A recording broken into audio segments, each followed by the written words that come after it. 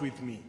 He came home in Nairobi na baadaye akaja on a whole day like this in Gatanga. And I still remember what the president told me at 5 o'clock at a time like this. He said, Peter, go and rest the old lady. If I leave before you, you will not be able. Leave now. Na ikafanyika hivyo. So it's painful, it will take time, but you have to let Mama go. It will take time, but you have to let that happen. I only have 3 quick things to say. The first one is what our good professor was saying, that serious issues require a lot of time. What he did not tell us, if the danger is looming, how much time you need to take. Because we can see danger looming in our country. There is no time. And that is what many speakers are saying. People need to sort the problem now going forward.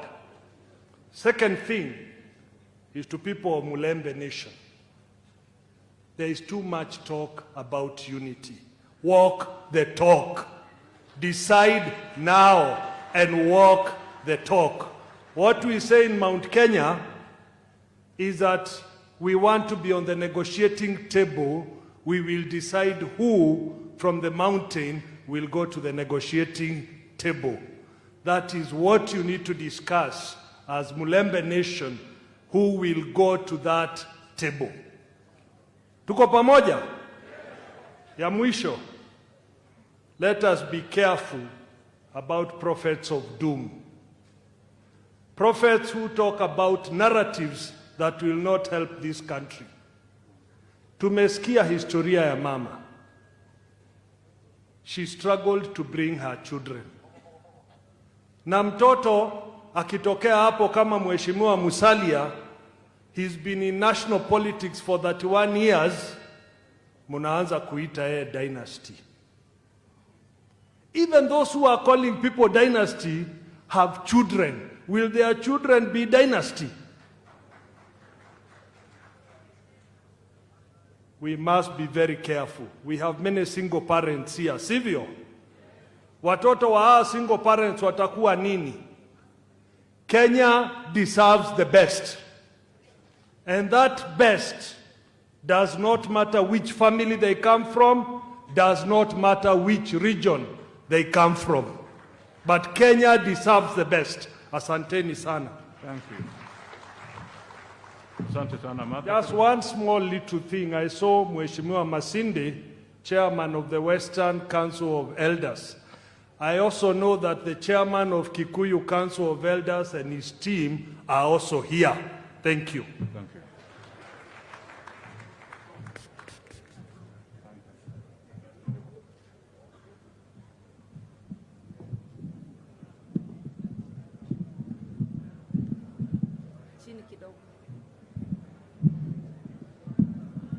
Your Excellency the President, Right Honorable Prime Minister, na asanti, viongozi wote na familia ya Mama Hannah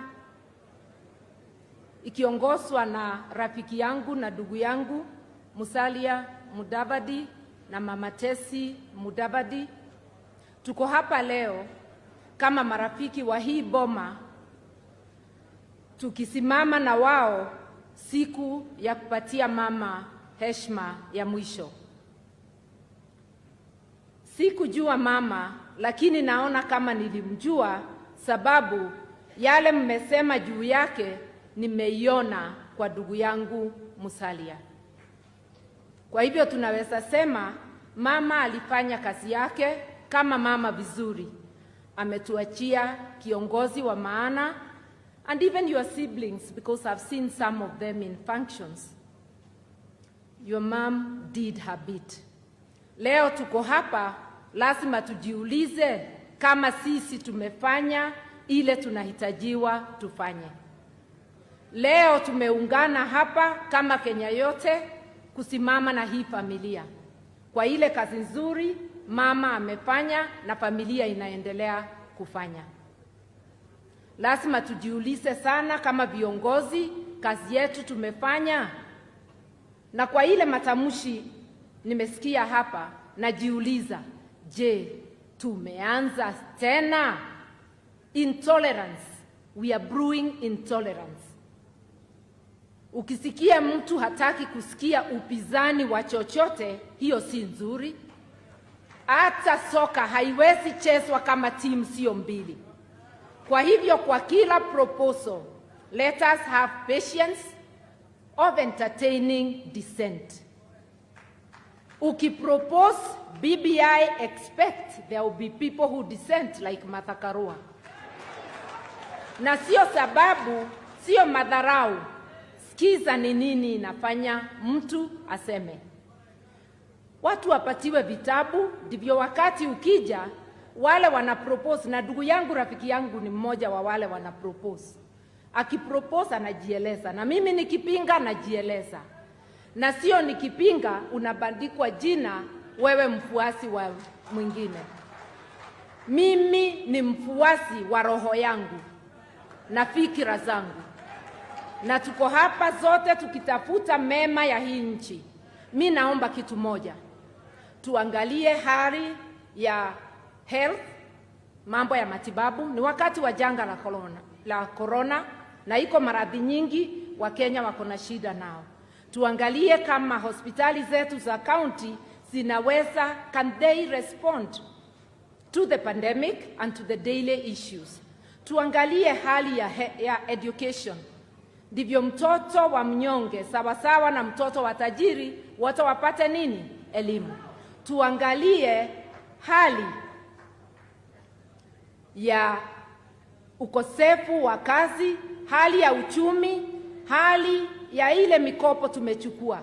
Tuangalie hali kama wale wako kwa vyeo wanafuatilia kanuni za kikatiba za kujua ya kwamba wasiguse mali ya umma.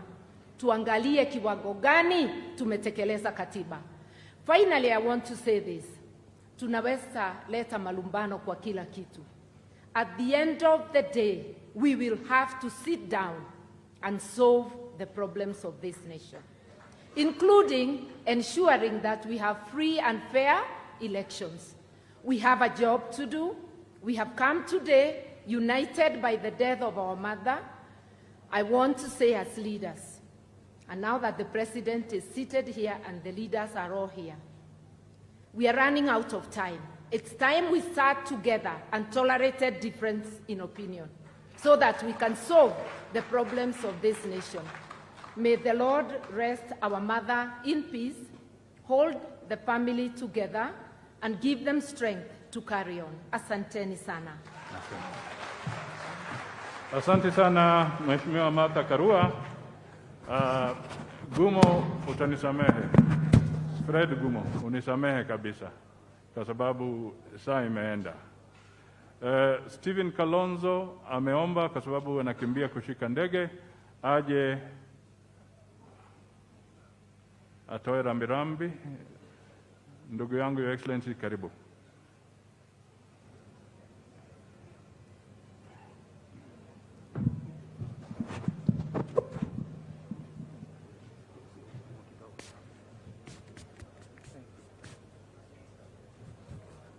Thank you.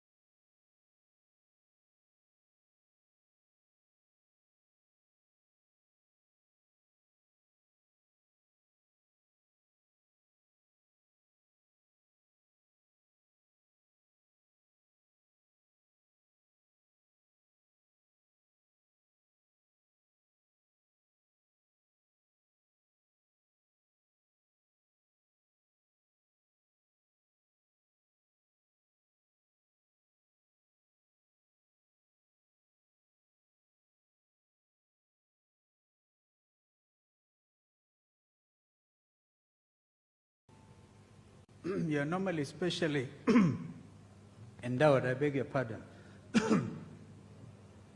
I think it is this, these things.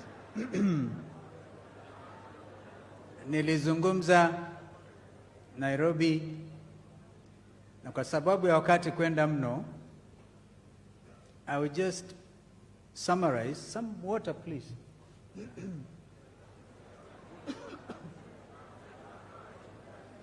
some water here. Thank you.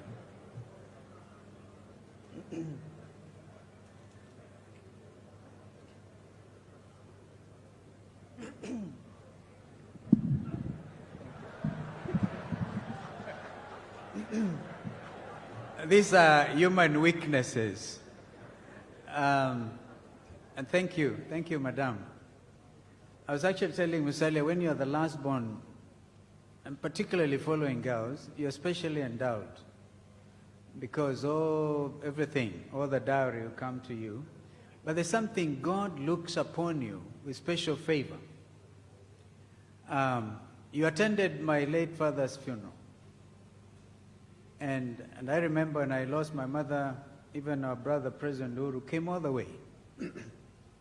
It is right and proper to show, and this is becoming a Kenyan tradition now, to stand together at times as difficult as this.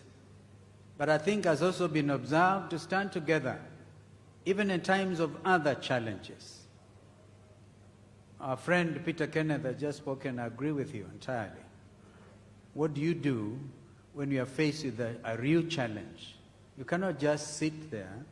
And Peter Nyang'nyong, my very good senior brother, would want us to look for, because the situation is complex, let's not give simple answers. All these things make a lot of sense. Lakini Wakenya wenzangu, mama huyu ambaye amelala hapa ni mama ambaye ametuunganisha sisi zote. Nakumbuka kwamba miaka 31 iliyopita mimi mwenyewe nilikuja kwa mazishi ya mzee Moses Mudavadi. I was young.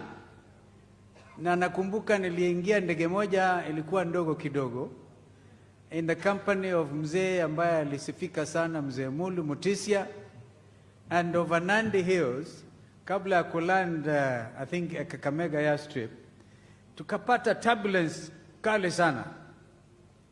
I remember mzee Mululu Mutisia akiambia pilot, weka hiyo barabara lami. We were coming for the funeral. One thing that I think Mheshimiwa Agoi has spoken about, and our brother Uhuru has listened carefully, great leaders normally look elsewhere before they even develop their place. So there's no tarmac here, because Mululu hapa, famous as it is, I think Mheshimiwa Uhuru Kenyatta has heard, it is simple, it can be done, so that the people here will also appreciate, because it is right and proper. We came as Wiper Democratic Movement as well. I must say this, otherwise I'll be in some kind of trouble. And without repeating, Mheshimiwa Kamene, County Women Rep Machakos, Simama. Mheshimiwa Patrick Makau, member for Mavoko, please Simama. Mheshimiwa Victor Swanya Ogeto is our deputy party leader, deputy chairman, all the way from Kishi. And you can see how closely this family is related to Abagushi. And there was also, Wavinya tells me she's a relative of Musalia, so she came in that regard. And I think there was also another member, because I think Senator Wambua from Kitui, Senator of Kitui, because Senator Junior is also bereaved, would have been here. What am I saying? We are all together to show solidarity. Well, I said in Nairobi, and then I conclude, that I'll walk the journey with my brother Musalia Mudavadi. I'll walk this journey with my brother Weta, and even our elder brother Raila here, who is in NASA. We need to begin that conversation from there, because leaders also have to demonstrate commitment to each other. In my life, I don't know how to disown a brother or disown a friend. My brother Raila will remember he could actually fit into the driver's seat when we were getting tear gas one time. Even before ndugu huyu alitujoin, we were with Weta. And now our friend and bigger brother, Uhuru Kenyatta, the President of the Republic, is here. I want to request of you one thing, and then I can sit. Mr. President, kaa kando kidogo. Wacha sisi tuende kazi. Tutaenda because we've been witnessing a situation where one person has taken the relay and run as if 2022 was 2019. Now, we all know under the current constitution, and this is not a subject that had been canvassed even under BBI, elections will be next year. If elections are next year, we have some work to do. We do not have the luxury of time. Mheshimiwa Rais, allow us to talk and talk very seriously about what this country should do next. And my brother, you have stood with me, I have stood with you. We will stand and walk together. Our big brother, President Uhuru Kenyatta, has given us tremendous respect. He was at my father's funeral. I spoke finally. I want to challenge you to speak finally, like I did. And when you do, a lot of people oppose you. Never mind. If they do, remember your brother Stephen Kalonzo Musyoka will walk the journey with you to liberate this country. Because we all know that it is going politically not in so right a direction. I admire my sister Martha Karua's sense of independence. And she's a senior counsel like me. We actually say there are things we must say and speak clearly. But even as we do so, we have to be guided by what is in the national good. I am for national unity, inclusivity. And where I come from, you had your Mzee Mululu Mutisia coming, kumuhenzi baba yako. By the way, I was the KANU secretary, organizing secretary. I was elected the same day as organizing secretary when your late father was elected the Secretary General. I come a long way with this family. Therefore, may God rest Mama's soul in everlasting peace. She's a good soul. Let us also, in addition, Mother, to accepting to just be led by our spirits, also look at the bigger picture. And the bigger picture is what our two brothers have done here. I keep on saying BBI is not Uhuru Kenyatta, the president, it's not Raila Odinga, it is every Kenyan. And we have to debunk the myth about hustlers and dynasties so that we don't create a country full of hatred ahead of the next election. May God bless you. Thank you. Asante sana. Umundu humundu. Senator Moses Wetangula, party leader of Ford Kenya.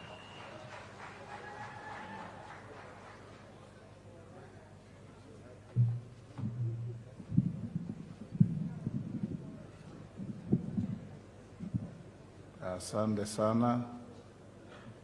Mheshimiwa Rais wa nchi, Mheshimiwa Raila Odinga, my brother and good friend Musalia Mudavadi and your entire Mudavadi family, Speaker of Senate, all governors present, senators, members of parliament, waheshimiwa wananchi.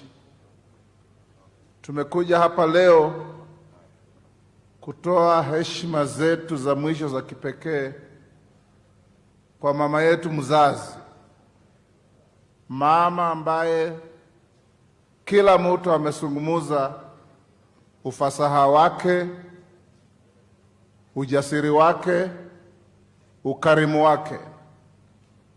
Na mimi pia natoa ushuhuda wangu kwa sababu tumekuja kwa mama mara mingi na ndugu yangu Musalia. Kila wakati anatuombea, anatulisha. Na leo tukiwa hapa, mambo mengi imesemwa. To you, my brother Musalia, I just want to encourage you, even as Mom was 92, you'll fill the gap.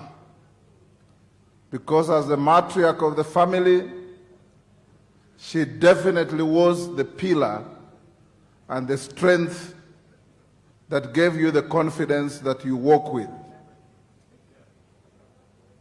We as the people of Western region, mumesikia vijana wamesema hapa maneno mingi sana.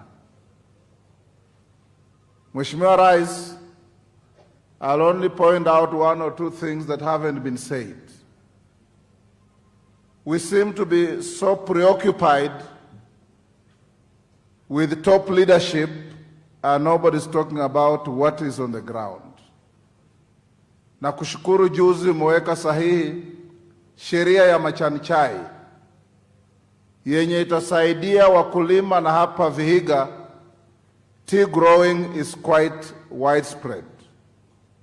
Lakini ukivuka pale mbele Kakamega na Bungoma na ukiteremka hapa Nyanza, viwanda vya miwa viko mahututi. Cane farming is in dire straits. And I want to encourage Your Excellency that the task force you set up and the report they brought up and the recommendations we have in the remaining 2 years of your very illustrious work for this country, you leave one legacy by putting the cane and sugar industry in order. Because over 10 million people live on the earnings of sugar farming and other auxiliary activities. That will help our people. Ndugu zangu, sisi kama viongozi, let's not get into the trap of reactive politics. We stand to talk because somebody has talked. Let's define our agenda and market our agenda. Musalia and I were working together, and we shall work together. I want to encourage all our elders, our leaders from here, don't be embarrassed to talk about your region. You know, there's a narrative in this country, when our brothers from the lakeside are united, it's okay. When our brothers from the mountain are united, it's okay. When our brothers from the rift are united, it's okay. When the Mulembe nation wants to come together, it becomes tribalism. This narrative must be debunked from now going forward, because all politics are local. And you have to come from a strong family like my brother Musalia does to be able to go out there and build a strong community and build a strong nation. So those who have been saying every time the Mulembe people talk of unity are being tribal, I can dare say, shame on you. Because we shall be united, and united we shall be. And once we are united, we also know that the limitations of every community in this country, we can't stand alone. Because Kenya is about everybody. We must give and take. If we go out there and we are good and we found people who are better, we'll give way. If we go out there, we are better and we find the best, we'll still give way. But let's preach unity of purpose for this country. And unity of purpose for this country sio kutupaka mafuta ya chupa kwa mgongo, ni kusimama na kusema na kukubali ya kwamba each and every Kenyan, including the Mulembe nation, counts. Mama, fare thee well. My brother Musalia, you will not walk alone. We've walked before, we shall walk again, we shall scale the heights, and in the name of the Almighty God, I do not believe that God created Kenya and decreed that a son of Mulembe or a daughter of Mulembe will also never get up there. We will and we shall. It depends on you. We shall do our part. You do your part. May God bless you. Thank you. Asante sana. Thank you, Senator. Now I would like to bring in the party leader of KANU and Senator for Baringo,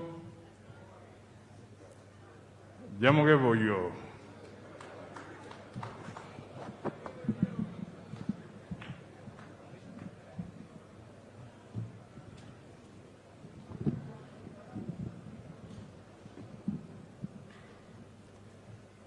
Your Excellency Uhuru Kenyatta, Right Honorable Raila Odinga, the family of Moses Mudavadi, led by Wycliffe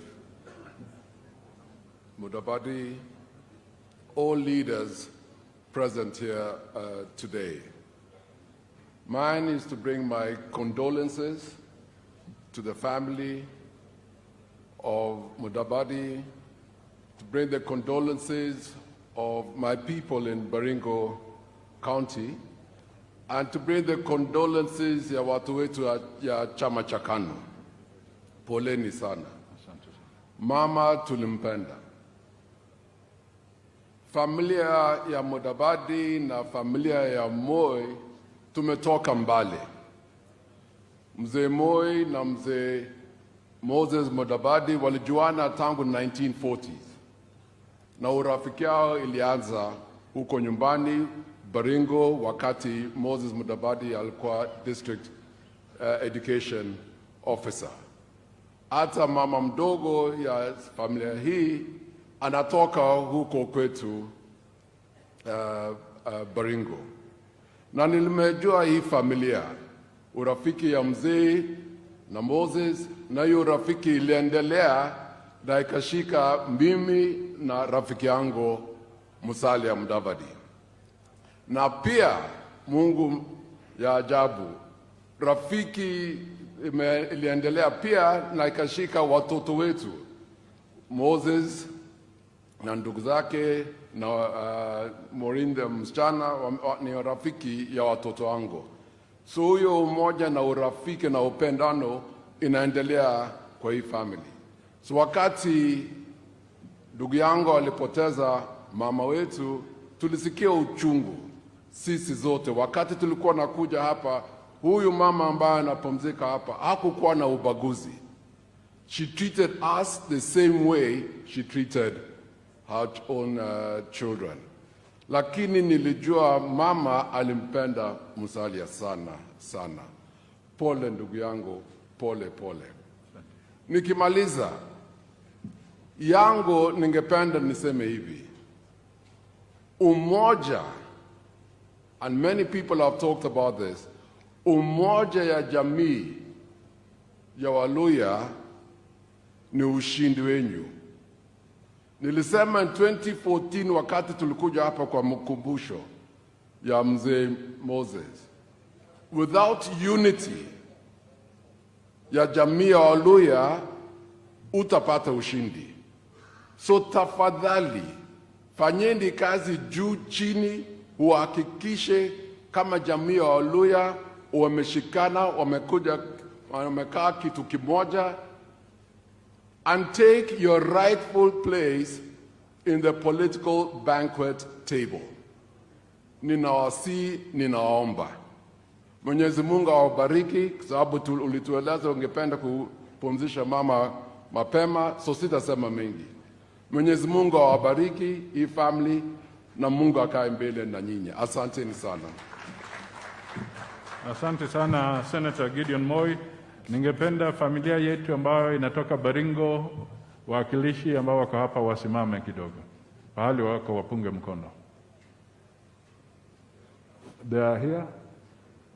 Okay, wametembea kidogo. Haya, sasa nataka nimwalike the Right Honorable Prime Minister Raila Odinga.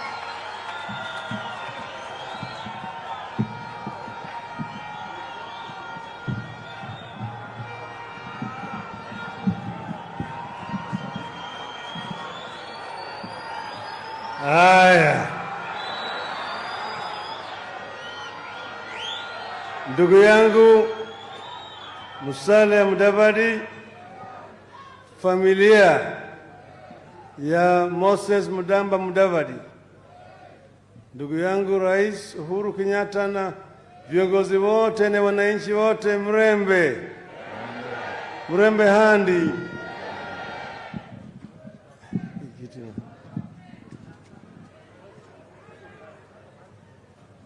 Tumekuja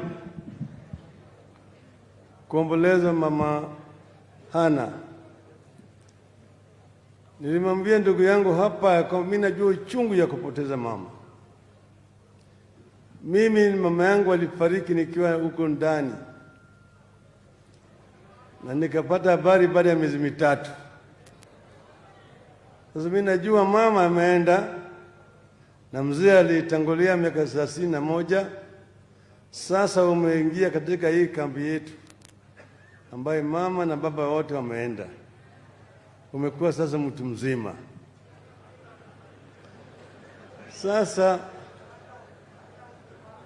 mzee marehemu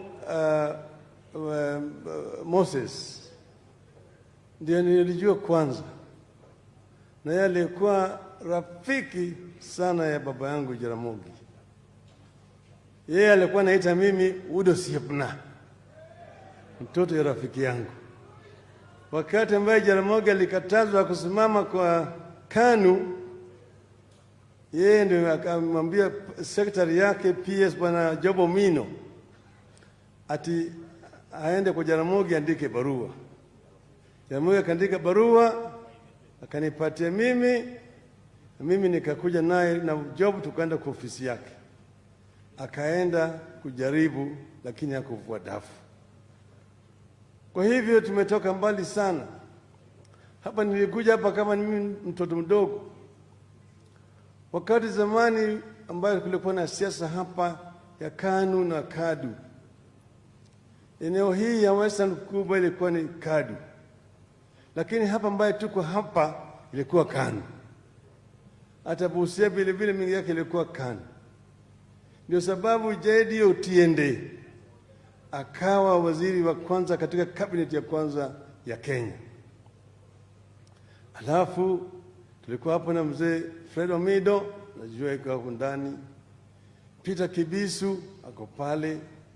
Tulikuwa wote wale, na kuna mzee Yange Mbaja, watoto wake wako ndani, walikuwa hapa.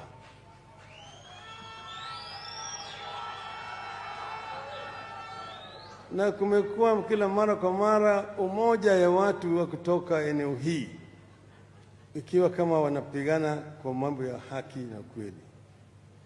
Kwa hivyo mimi na huyu ndugu yangu Musalia tumetembea kwa muda mrefu sana. Wakati mwingine yeye alikuwa waziri wa fedha katika serikali, aliletwa wakati ile ambaye Goldenberg ilikuwa huko ndani. Sasa yeye akuja kusoma ile budget. Sasa ile anakuja kusoma budget, sisi tulikuwa tunapinga. Sasa yeye anajaribu kusoma, tunasema no reforms no budget. No reforms no budget. Akajaribu sana mwana wa Hannah.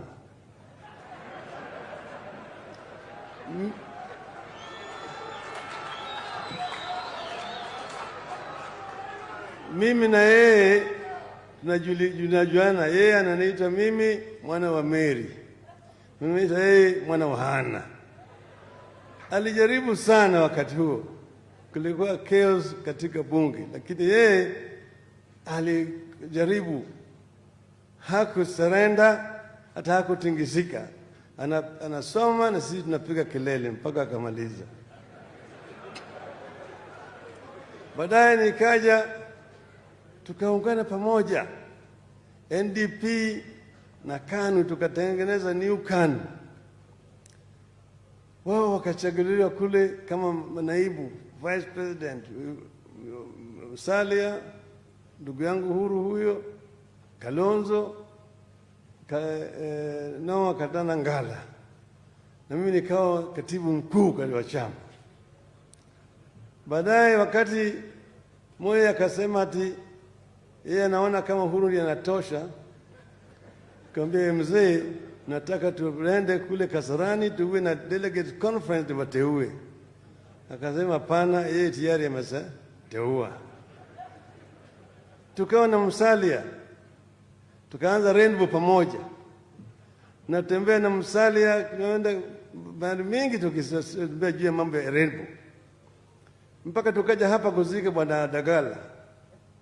Kutoka hapa sasa, hiyo simu ambayo Musalia nasema ikapigwa hapa, akaja kuja kaniambia, mimi bwana, hao jamaa wameingia huko ndani kwa bomu yetu.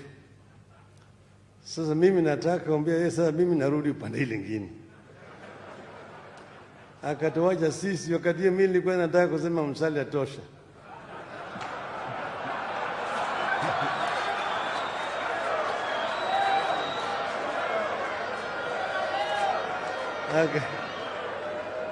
Akakimbia ng'ambo ile.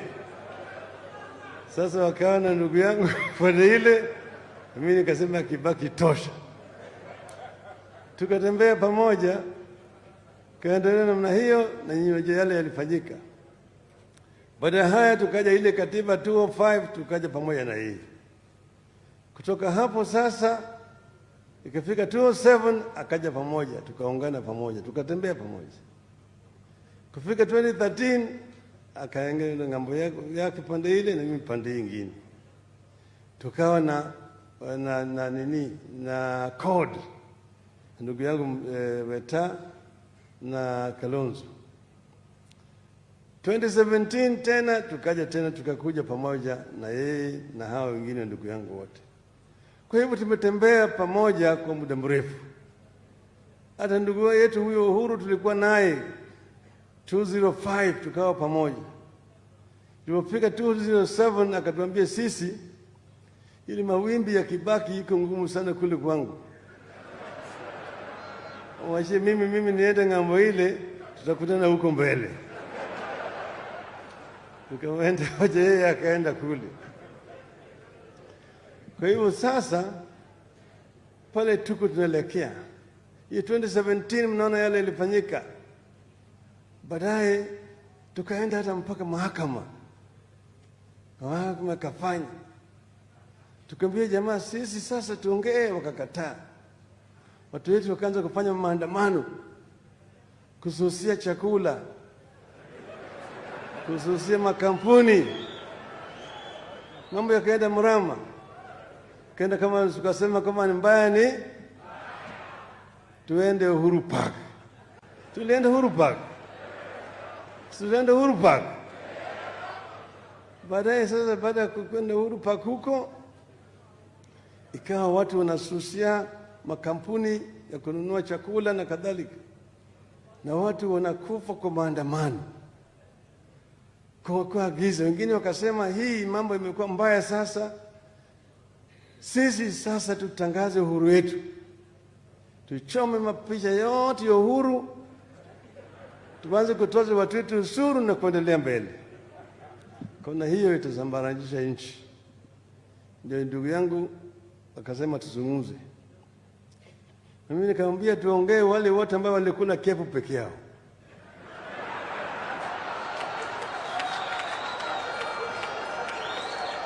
Na kulikuwa ile kepu ya Kasarani, ile kepu ya Uhuru Park, sio?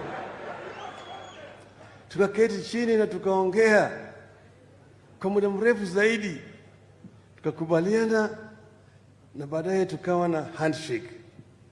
Lakini hii handshake ikaleta mlipuko ndani ya pande yetu kundu kwa NASA. Ndugu yangu walikuwa nasema hii ni usalata. Pande yake kaleta vile vile mlipuko pande hili. Umeona wengine wakaanza kuingia pande hii. Lakini yale tulikuwa tunataka ni kuunganisha Wakenya wote wawe kama kitu kimoja, bila kusema nataka umoja wa Jaluo, umoja wa Kikuyu, umoja wa Kalenjin, umoja wa Luhya, umoja wa Mijikenda. Nataka umoja wa Kenya. Vile Mwalimu Nyerere alisema, anza na Utanzania, hapana anza na wewe zini Chaga, si wewe ni Mnyamwezi, si wewe ni Msukuma na kadhalika. Tuanze kwanza na utaifa, Utanzania, alafu yale yote yatakuja baadaye. Wengine wanaanza kuleta mambo ya utabaka. Tunapojua katika filosofia ya jamii kuna mgawanyiko ya kitabaka.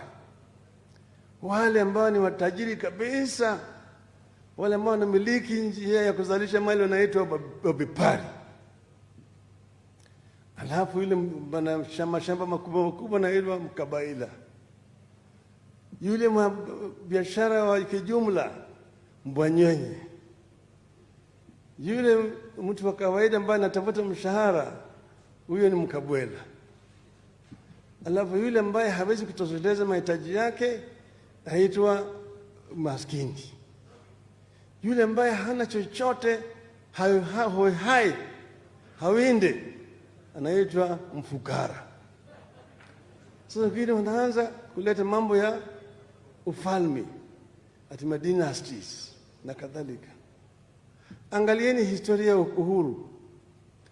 Baba yake alikuwa anakwenda kusoma mita ya maji, mita rida.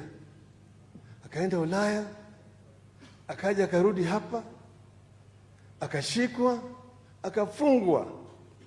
Utaka kujua tabu ambayo aliendelea, kwenda kule mahali inaitwa Lokitang. Huko utakuta pale walikuwa wanapiga mawe miaka 7 wakipiga mawe huko Lokitang. Baada ya Lodwar kule Maralal, yeye akawa ndio rais wa kwanza wa taifa hii. Si alikuwa ni hasla.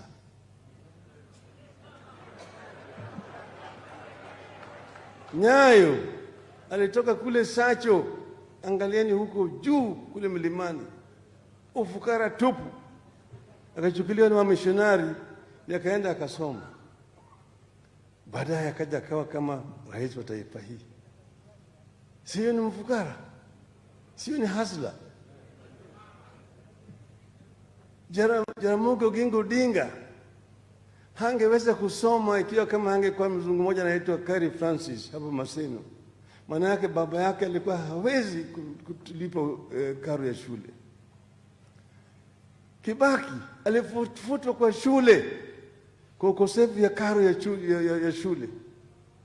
Baadaye akafanya mambo ya manamba, akaweza kusoma mpaka Makerere, amekuja kuwa rais wa Kenya. Hao si masawa hasla. Sasa mahasla. Yours truly huyu.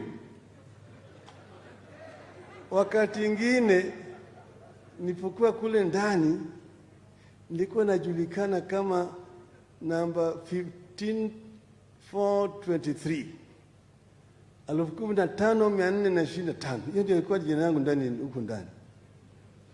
Na sasa kama hii tayari ulikuwa umefungwa kitambo sana. Mara nyingine unafungiliwa saa 12 kwenda kumwaga choo yako kwa choo. Alafu narudishwa huko ndani. Natoa uji. Saa 6 ugali na sukuma. Jioni ugali na maragwe. Saa 10 wewe umeshalala. Mwaka moja, miaka 2, miaka 7, miaka 8. Alafu nikatoka kule nikawa waziri mkuu wa taifa hii. So it is possible to come from nothing and be something. Kwa nini naambiwa ati mimi hasa mimi nitoka kwa ufukara? Hiyo ni nini? Takataka.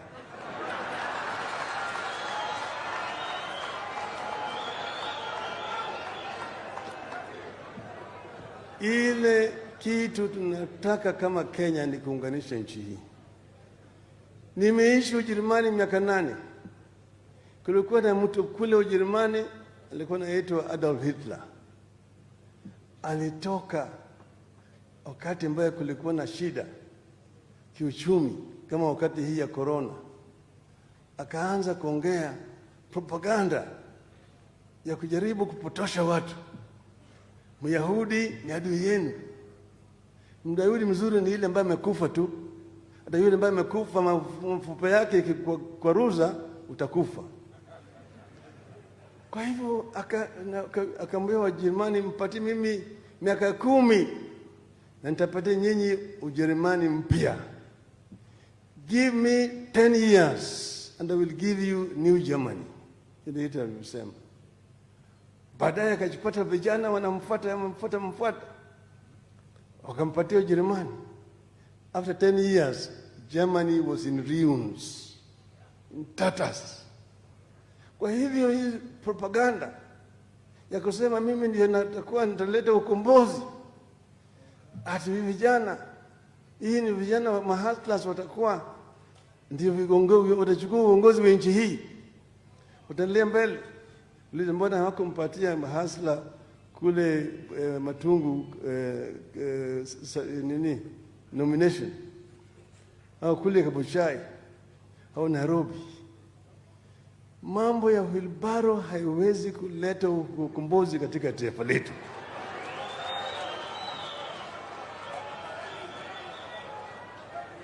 Nchi hii itasimama pamoja ikiwa kama watu watakuja kama Wakenya pamoja.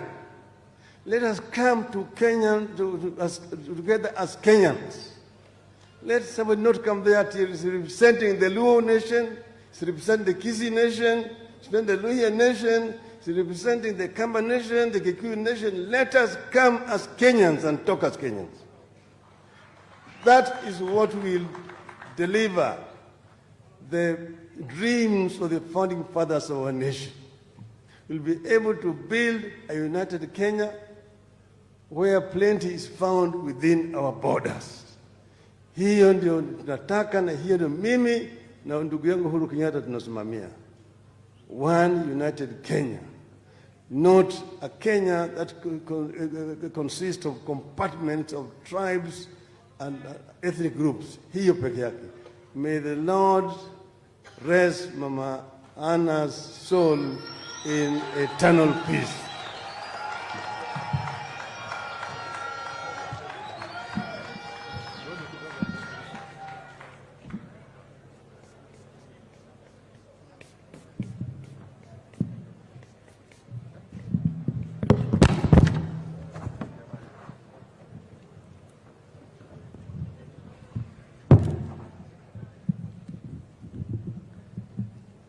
Thank you, Mheshimiwa Raila Amolo Odinga, for conveying your condolences and speaking to us. Asante sana. Before I call His Excellency the President, I'll request my wife Tessie to come and stand here. And where is Kelvin Lunani? Can I recognize you? Thank you. That is the chairman of ANC. He has given special communication that in view of how we have talked to Achie Hapo, but he's with us. Thank you, Chairman. Ours will be very brief. Tessie will convey a vote of thanks. I will then make very brief remarks, and then we shall have the opportunity to listen to His Excellency, the President. Thank you.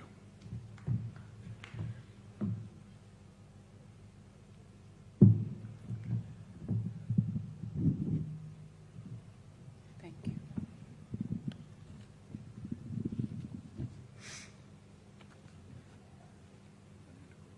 No, I'm okay. Thank you. I thank you all for taking your precious time. I thank you all for taking your precious time off to join us in our home as we celebrate our mother's life. Before I read the vote of thanks, I would like to share a snippet of my relationship with my mother-in-law who lies here today. A 30-year relationship is very hard to cram into a minute. But the 30 years I was with my mama, there was no altercation, there was no bad eye exchange between us. There was no bad word said between us. It was indeed a unique relationship. My last conversation with her, my mother always used to call me Hannah Wanje, which means my girl in our language. But my last conversation, when she talked to me, she called me Mwana Wanje, my child. I felt like I had graduated with so many PhDs.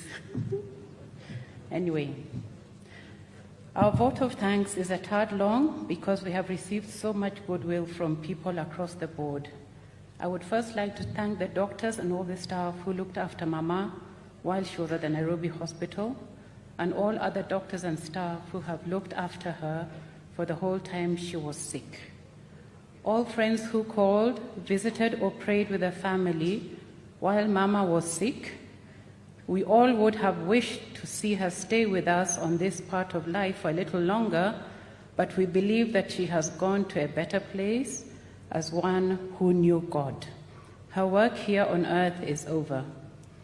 Her spiritual leaders, especially the leadership of the family of the Friends Church, that provided Mama Hannah with spiritual nourishment and foundation, which influenced her focus on priorities in life as she related with others and raised her children.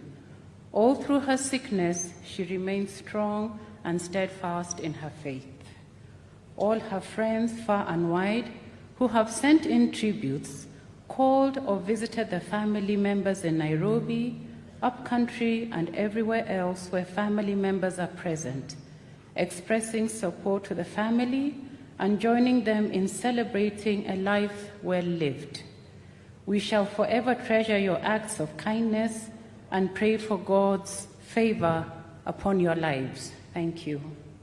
The funeral committee members who came together to provide leadership, both at home here in Mululu and in Nairobi, in organizing the final send-off of Mama. You have stood with us during our moment of weakness, and we pray that God stands with you in your moment of need. The media houses, in standing with our family and even offering free or discounted services, including the publishing of Mama's obituary in the papers. Special mention goes to the Standard newspapers, the Star, and Nation Media Group. The various service providers who have gone beyond the call of duty and served with their hearts in spirit in giving Mama a decent send-off. Special mention goes to Wonder Joy, who have walked with us from Nairobi into Mululu. I think now Wonder Joy knows a little bit too much about our family, but anyway, thank you. A special mention too goes to the airlines and companies that provided transport for family members and guests. Appreciation goes to the security who managed in maintaining order in both our Nairobi and our rural home. A special mention to my kitchen mamas who got into my kitchen and took care of so many things that I could not have personally handled. And here I would like to mention a few ladies who marched into my kitchen, even here in rural Kenya, and took charge. Mejuma Mbaruku, Suleka Dwale, Elizabeth Wea, Julie Kihara, and Frida Chieng. Thank you very much for stepping in and filling that gap. The political leadership of this country that has stood with the family from across the political divide in the real spirit of building bridges. Mama has indeed helped to bring home the message that politics should not divide us, but should help build a stronger, cohesive society in which leaders are truly servants. The county government of Vihiga, under the leadership of Governors Wilbur Otichilo, thank you for the great support in ensuring that appropriate infrastructure is put in place to receive visitors under COVID-19 pandemic guidelines and protocols. The government of Kenya, under the leadership of Mr. President, thank you very, very much for standing with Honorable Musalia Mudavadi and his entire family during this very trying moment and helping to provide moral and logistical support during the final send-off of Mama. Thank you. Last but not least, we thank God who gave us Mama Hannah and into whose hands she has gone back to. We thank him for giving us special grace to go through such moments so that with the comfort we receive, we are able to comfort others. I end the vote of thanks by reciting one of her favorite verses. The Lord is my shepherd, I lack nothing. He makes me lie down in green pastures. He leads me beside quiet waters. He refreshes my soul. He guides me along the right paths for his name's sake. This is Psalms 23, 1-3. Thank you, Mama, for being such a wonderful mother-in-law. I shall truly, truly miss your hand that quietly held mine for 30 years. Rest in peace.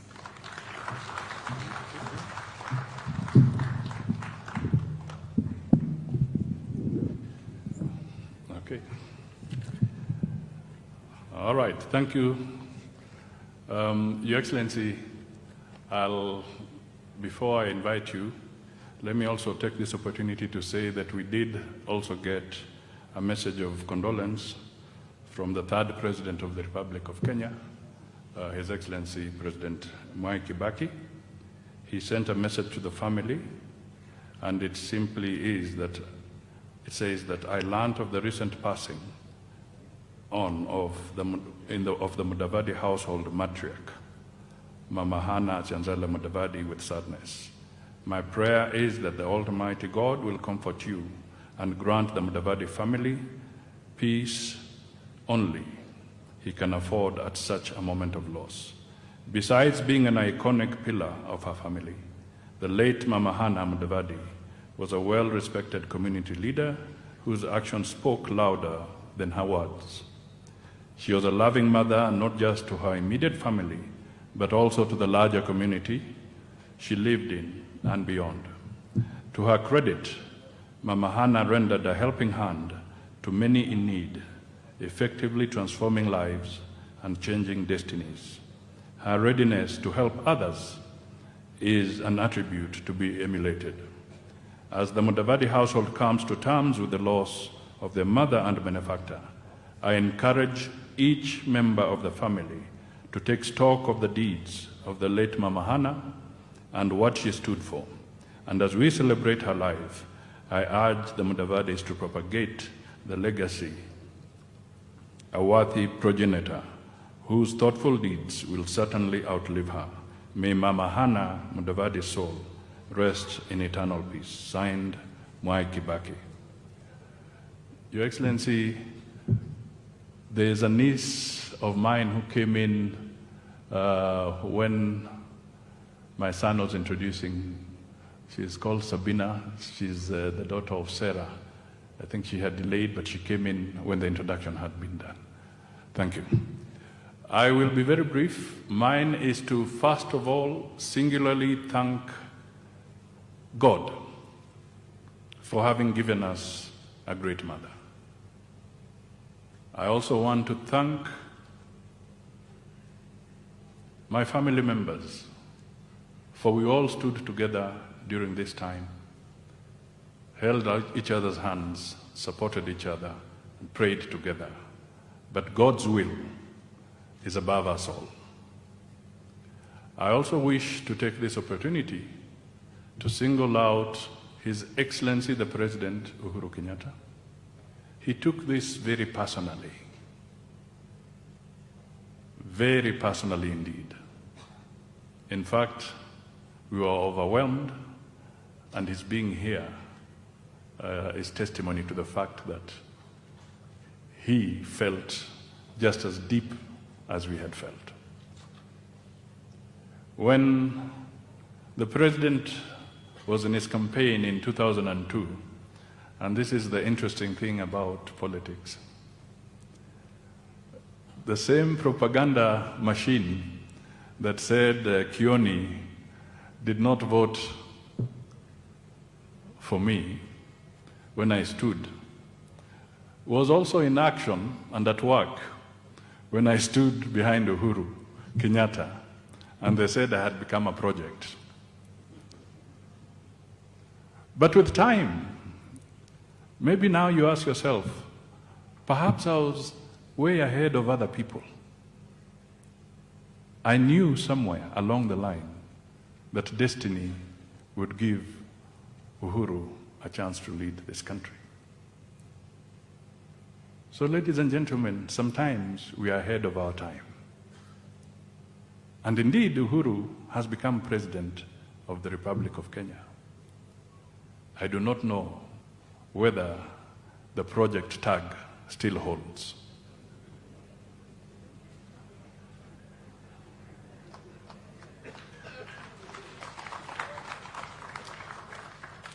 It is important as we go forward, and as I thank His Excellency, the President, to also thank the rest of the Kenyans who are here.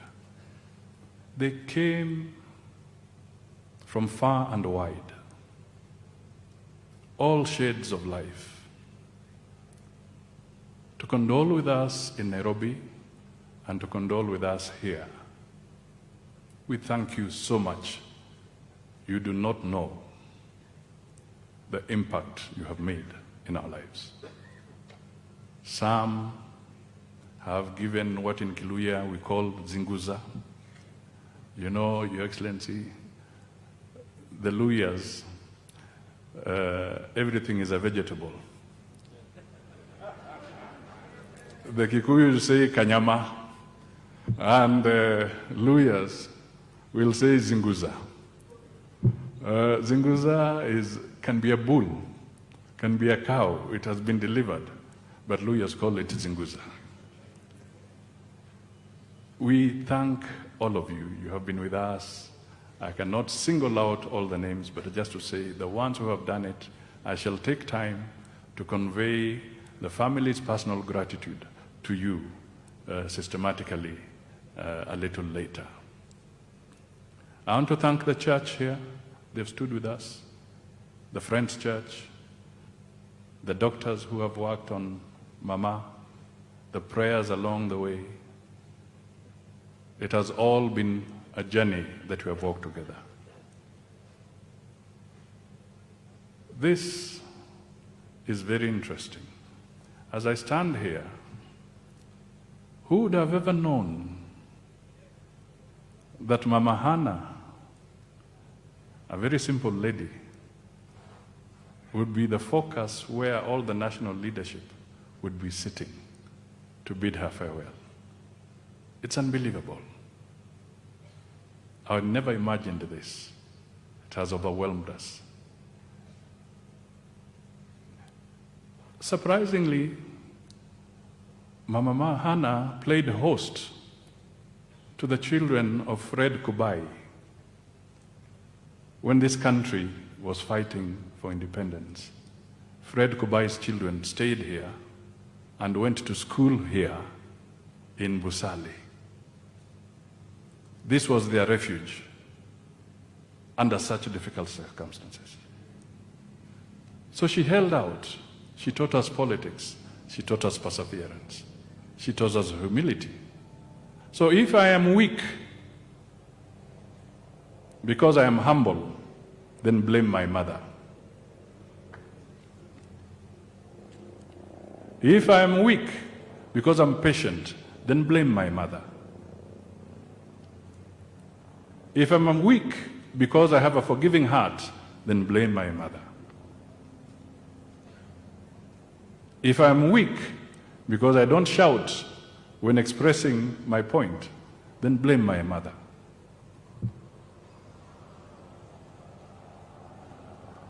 And if I have wronged you and have failed to apologize, then don't blame my mother. So in this life, these are people who matter and who change our lives. She has, in my view, with all this constellation of leadership, Mama has come out as one of the mamas of the nation. Your Excellency, this tribute could not have come out without your help. You have done us proud.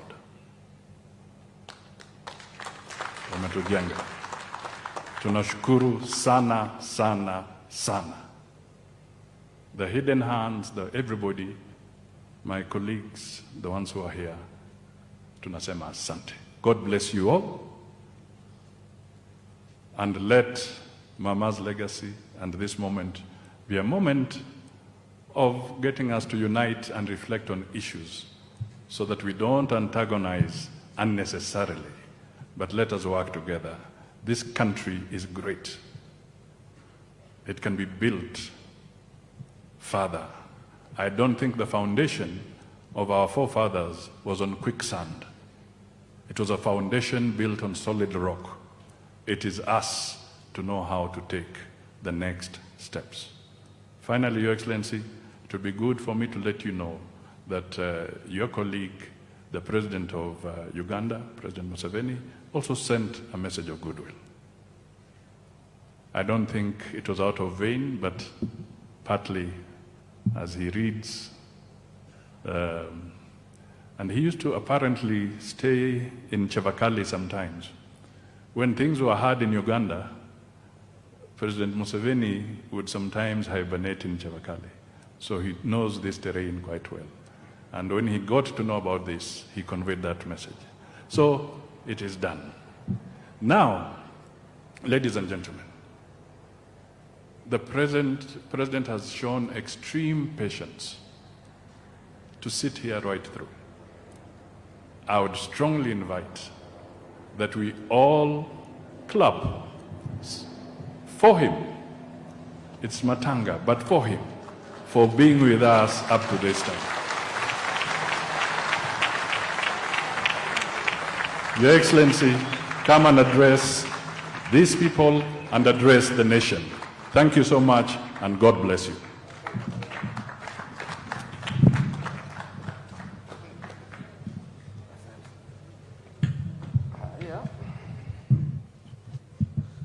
Asante na tuketi, nashukuru sana.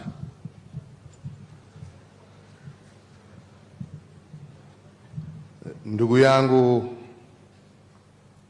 Mheshimiwa Musalia Mudavadi na familia yote ya marehemu Mama Hannah Mudavadi, viongozi wenzangu, wananchi wote ambao wamesanyana hapa siku ya leo kumsindikiza mama, hamjambo nyote. Hamjambo tena. Yangu ya kwanza ni kuleta rambirambi zangu na za familia yangu kwa ndugu yangu Musalia Mudavadi, familia yake yote, kwa kumpoteza mama ambaye walimpenda na hata sisi tukampenda. Sio kitu rahisi kupoteza mama, na ndivyo nilikuwa naambia ndugu yangu siku nyingine, hata ikiwa amefika miaka ngapi na wewe umefika miaka ngapi, kumpoteza mama is very, very difficult and a very difficult moment for any person. Na ndipo tuko hapa kuomboleza pamoja nanyi, kumshukuru Mwenyezi Mungu kwa hiyo miaka ambayo amempatia, na kusema Mwenyezi Mungu amlaze pahali pema peponi, na kuhakikishia familia ya kwamba sisi pia hatutawawacha. Hata kama mama ameenda, urafiki bado utaendelea. Mimi sio mgeni hapa Mululu. Safari nyingi nimetembea hapa. Tumepokelewa na huyu mama, tumelishwa na huyu mama, na hata wakati mwingine na mwingine tukichelewa, hata kitanda ya kulala tulikuwa naye. Kwa hivyo sisi hatuwezi kumsahau yale yote ambaye amesemwa, mtu mkarimu, mpenda watu, mpole. Hiyo ni kionesho ya kiongozi, sio mwanasiasa, lakini kiongozi. Na tunashukuru Mungu kwa sababu tunaona mambo haya ambaye mama alikuwa naye haijapotelea bure, kwa sababu tunaiona katika maisha ya ndugu yetu Musalia Mudavadi.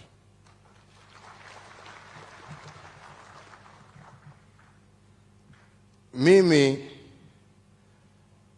sana kuongea siasa kwa matanga ama mazishi, haswa mazishi kama hii ya mama ambaye tunaheshimu sana, kwa sababu siku ya leo ni siku ya kuomboleza na familia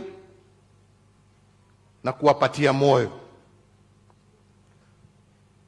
Lakini jameni, nimekaa hapa masaa karibu 6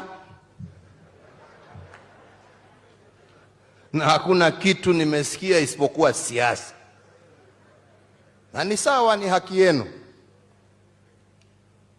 Lakini mimi nitataja tu mambo matatu, mengine tutaongea tukiwa huko mbele. Ya kwanza ni umuhimu wa umoja wetu sisi kama Wakenya, kwa sababu bila umoja hatuwezi timiza lolote la kudumu katika taifa letu la Kenya. Na ndipo wakati tulimaliza uchaguzi wa 2017, barabara zilikuwa mbili. Moja, uendelee na useme nimechaguliwa na nitatawala na nimalize safari yangu nielekee nyumbani. Na hiyo pia nilikuwa na uwezo wa kufanya hivyo. Ya pili ni kuangalia vile taifa letu lilikuwa limegawanyika na kusema jameni, wacha tuje pamoja, kwa sababu Kenya hii hakuna mgeni. Na kama itamaanisha kusalimiana na kuongea pamoja na wale ambao tulipingana, kama italete amani, kama italete umoja ambao ndio msingi wa maendeleo, wacha iwe. Na ndipo nikatafutana na ndugu yangu Raila na nikasema jameni, mashindano sio vita, ndio tushirikiane tujenge taifa letu pamoja. Na wakati tulikuwa tunafanya hivyo, hatukuwa na nia ya kusema tunafanya hivyo ndio tufukuze wengine. Nia yetu ilikuwa ni kwa njia gani tutalete watu pamoja, wakae pamoja. Na hapo ndipo hata msingi wa BBI ulijitokeza, kwa sababu tulikuwa na pamoja ni kwa njia gani tutatatua. Tuhakikishe tumeongeza kwanza kiwango cha pesa ambayo itaingia kwa wananchi kule mashinani. Na ndiyo mambo yale ambaye tumesikia ikitajwa hapa, mwananchi aweze kukaribiwa na pesa ambaye itamsaidia kwa maendeleo yake kule mashinani. Jameni, ubaya wa kusema hiyo ni nini? Kunaye. Na tukasema tunataka tuwe na serikali ambaye hakuna jamii ambaye itasikia ati uchaguzi umeisha, kuna mshindwa na mshindani kwa mambo ya kabila. Tukasema kutakuwa mshindwa, ule atashinda na ule atashindwa, sio kwa misingi ya kikabila, lakini kwa misingi ya sera na maendeleo na mipangilio ya vyama ambavyo vinalete Wakenya wote pamoja. That was our objective.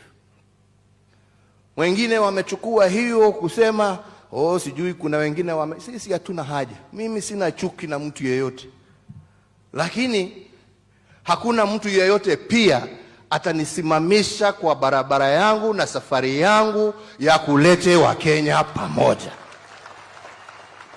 kwa sababu that is what is the most important thing. Na ningependa nitaje ya pili nikija kumalizia, na ya pili ni hii. Juzi tukifunga mwaka, nilisikia wengine wakisema huko, sijui ilikuwa Msambweni, sijui wapi, anyway shauri yao huko, wanaongea hii nini sijui nini. Sawa, choka,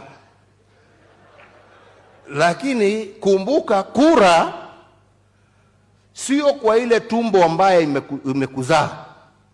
Kura inatokana na mwananchi. Mwananchi ndio mwenye kura. Hakuna kiti ya kupatianwa ati hii ni yako, hii ni yako, hii ni yako. Kura ni ya wananchi hao. Ndugu yangu Mheshimiwa Musalia Mudavadi anajua 2002 tulitafuta viti kubwa, nyinyi wa Kenya mkasema la. Kweli ama sio kweli? Si ni kweli? Kwa hivyo mtu kusema ya kwamba ati mtu anachoka, na ukichoka kwenda kwa debe upige kura. Na wengine ambao wanaongea hata kura yao na viti ambavyo wako navyo ni kwa sababu ya kura yangu, wenyewe hawako kupata hata kura moja, ni kura yangu. Jameni, tuheshimiane, kwa sababu nchi ambaye haina heshima na viongozi wake na wananchi wake sio nchi ambaye ni nchi ya kudumu. Na kama kwa ukweli wale ambao waliongea kama unachoka na familia hii, unachoka na familia hii, sasa ni nafasi sijui ya nani, basi kama hiyo ndiyo thinking ama logic, hata mimi naweza nisimame hapa basi niseme kuna jamii tu mbili za Kenya ambazo zimetawala, labda ni nafasi ya jamii nyingine pia kutawala. Au ni namna gani jameni? Au ni namna gani? Au ni namna gani? Au ni namna gani? Jamii za Kenya ni mingi, sio tu kuja kutupatupa maneno huko na ujui ni nini unasema, kulete hasira na uhasima kati ya Wakenya. We want one strong united Kenya of 48 million people. That is the nation that we seek, that is the nation that we desire. Kwa hivyo hiyo ndiyo barabara ambaye sisi tutatembea. La mwisho na nimalizie, Brother Atuoli na wewe Senator Malala, musione simba amenyeshewa mufikirie ni paka. Kila kitu na wakati wake.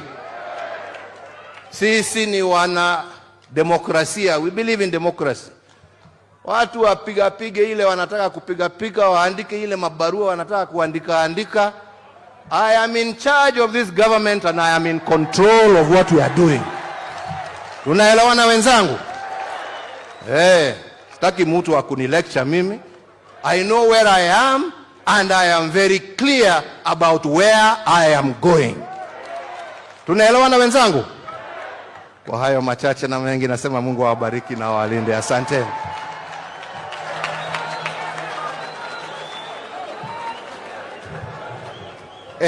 Niseme tu jambo moja ambaye nilikuwa nimesahau hapo, na tumekubaliana kwa heshima ya mama, hii barabara ambaye tumepitia kutoka Mango ifikie ipite huko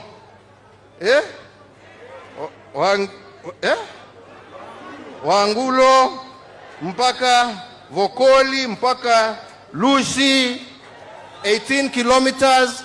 Kazi hiyo itaanza baada ya miezi mitatu kuisha, tutakuwa tumeanza hiyo kazi. Asanteni na Mungu awabariki. Thank you very much. Umekataa. Ameongea. Tuwe watulivu tafadhali, tutulie kidogo.